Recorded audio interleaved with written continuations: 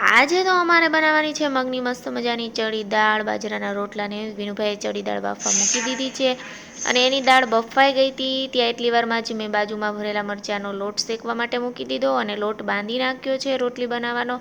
તો વિનુભાઈનું તેલ આવી ગયું છે એટલે એને કરી દીધો વઘાર. ચાલો રાઈ, જીરું, હિંગ અને ટમેટાં, ડુંગળી, મરચાં બધું જ એડ કરી દીધું છે. સ્વાદ અનુસાર મીઠું બધું જ એડ કરી બરાબર રીતે ગ્રેવીને પકાવી નાખ્યું છે. અને એટલામાં જ મારો બાજુમાં મરચાંનો મસાલો બનતો હતો.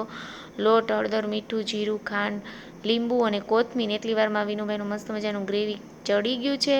તો હવે એની અંદર એને બાફેલી દાળ એડ કરી અને એની તો મસ્ત મજાની દાળ એને વઘારી નાખી છે. અને સાથે સાથે હું બાજુમાં થોડુંક સલાડ કાપી લેતી હતી કારણ કે આપણી ફૂલ ડીશ રેડી થઈ છે. તો અમારી તો ડીશ બધું બની ગયું હતું. હવે બાકી રહ્યા હતા રોટલા અને રોટલી. તો હું બનાવવા લાગી રોટલી અને વિનુભાઈ લાગ્યા રોટલા.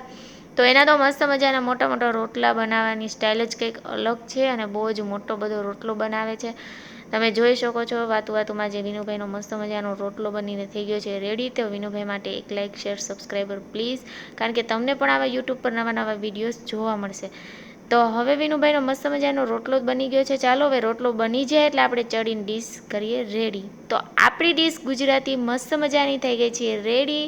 તો અત્યારે છે બાજરાનો રોટલો, ચડી દાળ, ખીર છે, પછી છાશ, ભરેલા મરચાં, મૂળા, ટમેટાં, કેરી અને આપણી ગુજરાતીની આન શાન સલાડ મતલબ કે ધૂમો મારેલી ડુંગળી.